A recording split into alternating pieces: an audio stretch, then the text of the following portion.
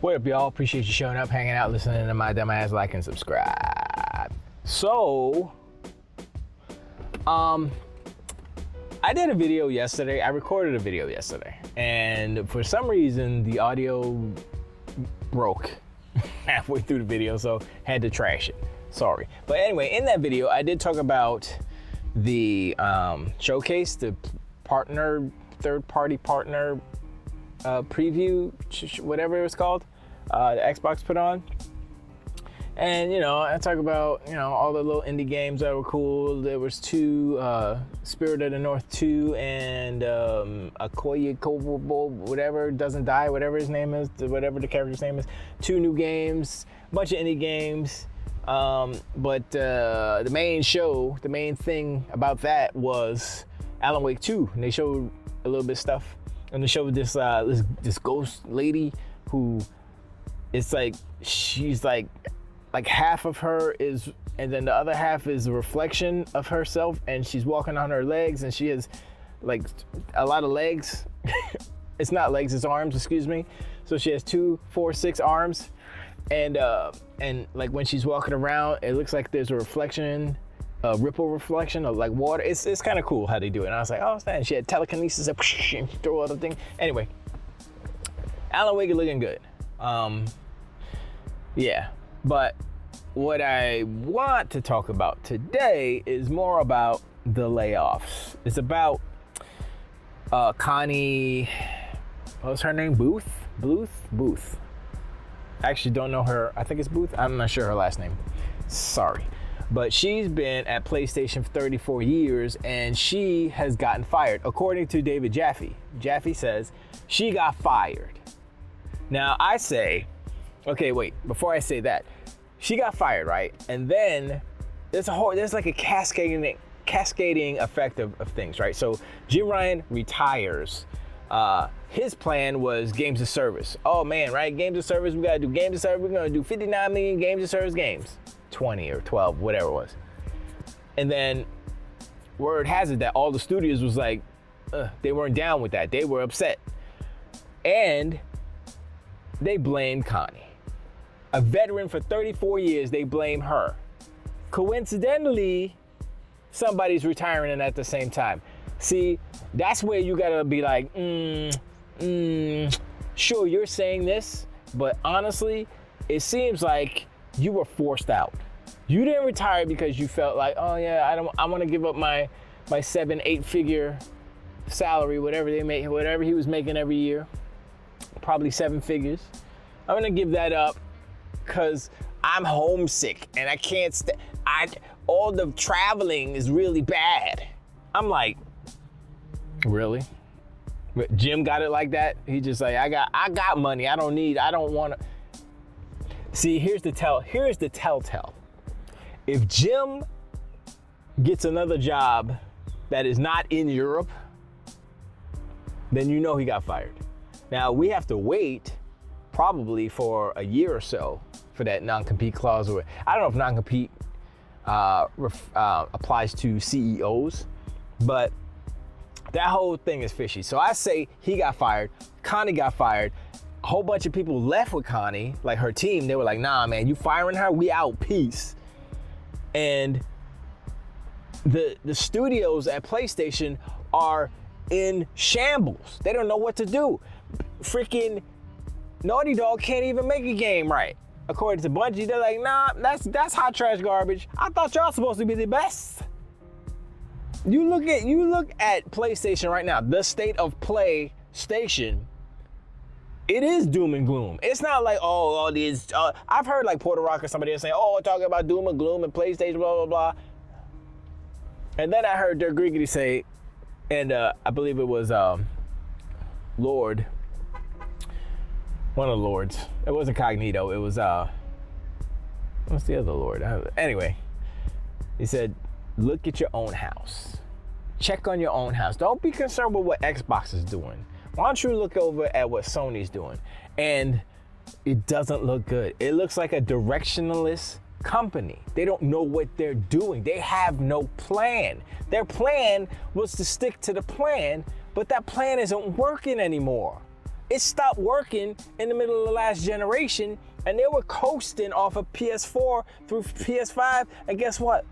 The momentum has stopped. No more inertia. No more coasting. Hit a speed bump. You got nothing else. It's like you see a car crash about to happen. It can be avoided, but it just happens. Boosh. And it's like, well, that was a waste of, everybody's time and money and all that stuff. But the main thing is, all these donkey unicorns, all these ponies. You got Lucas talking about Spider-Man bugs. The amazing Lucas, he's a giant pony. He's a super donkey unicorn, and yet and still he's criticizing Spider-Man and his bugs. And I'm like, yo, I'm looking at Spider-Man as far as Spider-Man 2, as far as the bugs and stuff, and I'm like, these bugs are a little bit more than just, oh, here's a bug here and there's a bug there. All games have bugs. No. When your physical copies are broke and a UK retailer is like, yeah, we're not selling this anymore, ouch, that's a oof. That's a big oof. That's like the UK retailer literally did a Cyberpunk to Sony. What Sony did to Cyberpunk on the place, they took it out the PlayStation store. That's what this UK retailer is doing. And guess what? They're not selling them. They're returning those copies. So are those returned copies? I will assume that they shipped 2.5 million to retailers, right? And that's what they sold. They didn't say sold through, did they? I don't know if they did. I don't think they did. They didn't say sold through. They didn't say, sold to the retail, whatever. Maybe they did, whatever. But the point is, people, the retailers who got those, here's my question. Will Sony minus the number of those sales to retailers in their grand, numbers? I don't think they will, because Microsoft didn't do it with the Xbox 360. They're like, oh, Red Ring, we sold it, but we fixed it and we sent it back. So, they finagle it. You can't really fix a disc. They could replace them. So actually, it is the same thing. What am I talking about? They replace them with better discs or whatever. But, that's a flaw in the physical media type of thing, the market, because it's like, yo, you send out a product that's... When's the last time that you know of a physical disc being broken? When's the last time? And here's my thing. Why didn't Sony just put in a patch and say, yo, just connect to the internet and get the right version? Because like I said before in the last video, it's just the key. The disc is just a key. It's a license for the game. And then you download the day one patch, the right version off of the Sony servers. Now, people complain, oh, well, I'm not online. I don't want to be connected to the internet to play my games. I'm like, well, I guess you're going to have a broken app. I guess you ain't playing because it don't work. It don't work either way. Connect or don't connect. You don't have to connect, but you can't even load up your game off the disc. So what you going to do? What you going to do? Anyway, that's a little bit of a tangent, but the main focus, I think, is really about these layoffs, the situation with PlayStation, what the hell's going on. Alan Wake 2 looks kind of dope. I might play it, maybe not. I don't know. I haven't decided yet. What else was there? Could have swore there was something else. Besides the physical copies being broken, the bugs in Spider-Man 2 and all that stuff. And how I guess the Jim Sterling gave Spider-Man 2 an 8 out of 10 or something. I'm like, would I have given it? Maybe. If I would have hit some bugs like that, maybe 7.5 or something like that. Because, like I said, I said this before, the formula of Insomniac's games are rote. They're tired. They're boring, if you will, because it's the same thing. It's like, you got your Batman Arkham Asylum beat 'em up gameplay loop, and then you have, there's a cutscene happening. Let me press triangle to dodge the bus on the building or whatever. The interesting part of the game is when people are going where they're not supposed to be, and the bugs happen. Although if the bugs didn't happen, it would still be more interesting. But the bugs happen, and I mean, some bugs can be cool. You know, like for instance, like in Starfield, it's not a bug per se, but there are so many systems and so many different systems working together that you can go in, and a lot of people have done this and they've figured out how to XP farm, how to credit farm, how to do all these things. I did I don't know if it was kind of a bug or it was just like a glitch or whatever, but I got the Mark 1 suit, I think. The Constellation Mark 1 suit is in the basement, and it's locked up behind a case that has an expert lock on it, and I didn't have expert lock picking, so I couldn't open it. And there's a way that you could put the cursor. I thought this was just on PC, but you could do it on a console too. You can put the cursor at a certain spot, and it highlights the mannequin. And once you do that, you can open up the mannequin and grab the suit. And I saw a video on it. I was like, oh, I would have never known that. You know, that's the beauty of Starfield, in that there's so many different systems. There's so many different kind of things that you can do, whether it's getting the spacesuit from the basement, or building the fastest ship, or building the most powerful ship, or building the biggest ship. All these different things. And I'm like, yo, this is crazy. And this is why Starfield will be more popular for a longer period of time than Spider-Man 2, because Spider-Man 2 is just one and done. Boom, boom, you're done. They could do New Game Plus, but it's not the same thing. You're not building ships, you're not building outposts, you're not doing these factions. I've only done one faction. And I got arrested. The UC was like, yo, it'll be a spy for us. I did that one. That's not even a faction. That's like half of a faction, because you do the Crimson, and so it kind of is. I did the Crimson, but I didn't go with the Crimson. I betrayed them at the end. Because the Delgado was his name. I can't remember the boss's name, but he was kind of a bastard. So I was like, you know what? I don't really like you. I like some of the people on your station, but you, nah. And so I betrayed him, and I hooked up the UC or whatever. But I still haven't done the UC mission, and that's supposed to be real good too. So there's a whole bunch of stuff. But anyway, tangent. But let me know what y'all think in the comments below about the whole firing at PlayStation. I mean, it is more. I did a video about this a couple of videos ago, but this is even more. This happened like a couple of days ago with Connie getting fired, the 34-year veteran. So I was like, yo, this is crazy. And then you combine that with everything, plus David Jaffe basically, he substantiated it. So I was like, all right, cool. I mean, it's not cool, people losing their jobs, but, you know, the fact that, you know, David Jaffe is putting his name on it gives it some credence, you know what I mean? So I'm just like, Sony's in a bad spot. I mean, look, there's hyperbole, and there's fanboys, and there's Xbots, and there's everybody's trying to talk down and make it super doom and gloom on the PlayStation side, but look at what's going on, for real. You got Wolverine coming out, and that's still improving, so I hope that's good. Everything else looks like whatever, and the studios are not happy. You notice, right?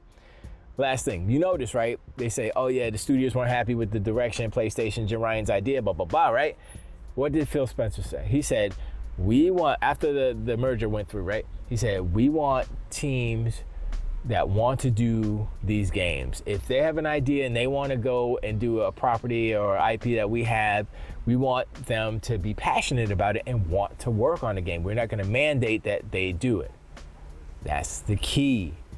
What Jim Ryan did, which he's an idiot, and it's just evidence that he didn't know what he was doing. He's a businessman. He knows how to make money. He knows how to raise the prices on products to make more money. Yeah, that's kind of elementary math. Of course, you raise the price on something that people buy, you're gonna make more money. But anyway, he didn't realize, he didn't understand the culture of these dev studios, in that if you're forcing devs to make something they don't want to make, it's gonna be hot trash garbage. Okay, I don't care how skilled you are, it's gonna be trash. And I think that is probably what happened with the Last of Us factions, because they split it off. They did all these. They worked on that. How many? Like 6 years? It's a lot. They worked on it for a long time, only for it to be trashed by Bungie. Now, who's to say that Bungie is the authority on what makes a game good and you know, a game's a service game. But I thought Naughty Dog was the best. And if they can't get it right, that means something's wrong. That means they didn't care to do it. Just like Redfall. You know, Arcane didn't want to make that game. They were forced to make it, and look what happened. And this is happening like studio-wide at PlayStation. All those games of service games, nobody wants to make those. Nobody wants to make those. Nobody wants to make those because they're looking at the landscape and they say Apex, Call of Duty, Fortnite, every other one, Grounded. Well, Grounded's not pay, but Sea of Thieves. There's games already established. Even PUBG is still popping off somewhere. So anything that comes in has to be the best, you know? And one last thing I want to talk about is kind of Fortnite and how I heard somebody talk about this. I can't remember who it was, but basically how Fortnite became the juggernaut that it is kind of similar to what Sean Layden was saying about the PlayStation games and how they were making their games and how it's unsustainable. Fortnite had like, last number I heard was like 2,000 plus people working on it all the time, consistently working on Fortnite. Not like, oh, we're ramping up and then it's gonna release and then we fire 1,500 of them and then that's, you know, we go back to the core. No. 2,000 since they went Battle Royale. 2,000 employees working on Fortnite in order to get that content out in that time period, in that same cadence. That is impossible for any other studio, I would say. Well, I would say, you know what? Ubisoft could probably do it, but it's gonna hurt every other franchise. It'll just be one game. You know what I mean? And that's the problem. No other studio can do that, you know? And I think Fortnite is starting to feel it because I don't think that they had layoffs and there's all kind of stuff happening. So them doing that, setting that precedent is dangerous because the expectation of players is that, oh, Fortnite did it, why can't y'all do it? It's like, well, because we can't do that. It's not feasible business-wise to do something like that.